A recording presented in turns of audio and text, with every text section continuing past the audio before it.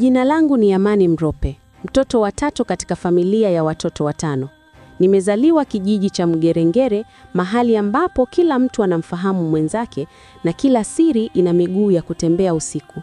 Lakini kuna siri moja ambayo ilikaa kimya kwa miaka zaidi ya 20. Siri ya kisu kilichorudi nyumbani. Baba yangu, Mrope, alikuwa fundi seremala anayejulikana kwa utulivu wake. Lakini ndani yake kulikuwa na giza ambalo halikuonekana kwa macho ya kawaida. Mama yangu, Maria, alikuwa mwanamke mpole, mwenye hofu ya Mungu kupindukia. Kila mara alisema, kuna kitu kinatembea usiku humu ndani, lakini sijui ni nini. Mimi nilikuwa mdogo sana kuelewa, mpaka usiku ule wa mwaka 2009. Ilikuwa mida ya saa 5 usiku. Mimi, kama kawaida yangu, nilikuwa na usingizi wa mapema. Lakini usiku ule nilishtuka ghafla kwa sauti ya kitu kilichoanguka na kugonga sakafu kwa nguvu. Nikafungua macho polepole, nikasikia hewa ikivuma chumbani kana kwamba dirisha linafunguka na kufunga lenyewe. Kabla sijatoka kitandani, nilisikia sauti ya baba. Lakini haikuwa sauti yake ya kawaida. Ilikuwa nzito, ya kukwaruza, na ilionekana kama anatamka maneno ambayo si ya lugha yoyote niliyowahi kusikia. Aliendelea kwa dakika kadhaa, halafu kimya kizito kikashuka. Nilipojitokeza chumbani, nikaona kitu kilichonifanya nipige kelele ya uoga. Kisu cha familia chenye mkono wa mninga, kilichokuwa kimewekwa kwenye kabati kwa miaka mingi, kilikuwa kimetoka chenyewe kutoka kwenye sanduku lake.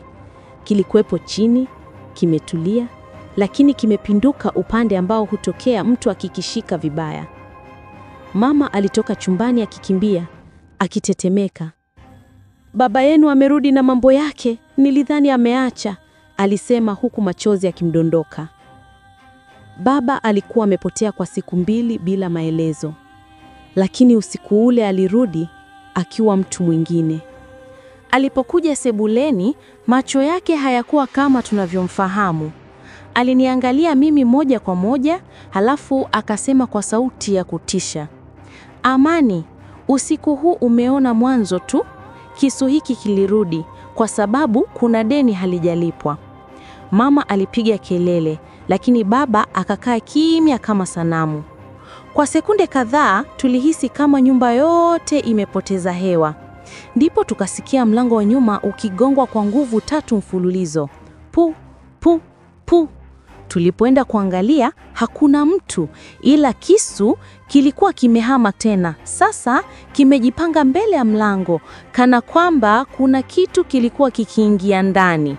Usiku ule usingizi haukurudi. Tulikaa macho hadi alfajiri, tukihofia kitu ambacho hatukijui. Na hapo ndipo simulizi hii ilipoanza. Simulizi ya familia iliyotengwa na watu, ikachafuka kwa siri na hatimaye kuanguka. Nilijua usiku ule kuwa kisu kile hakikuwa chombo tu, kilikuwa ujumbe. Na huu ndio ulikuwa mwanzo wa laana ya familia yetu. Na hapo ndipo niligundua kisu kile hakikuwa cha kawaida hata kidogo. Lakini kilichotokea muda mfupi baadaye ndicho kilichonifanya nitambue kwamba familia yetu imeanza kupasuka taratibu. Na mimi ndio nilikuwa nimebeba siri nzito kuliko wote. Sehemu ya pili ndio itakuonyesha kilichojificha usiku ule. Hivyo endelea kusikiliza, maana mambo sasa yanageuka kwa makubwa zaidi. Usisahau kushare, kulike na kusubscribe ili usipoteze mwendelezo wa hadithi hii nzito. Tukutane kwenye sehemu ya pili, ndipo ukweli unaanza kuonekana.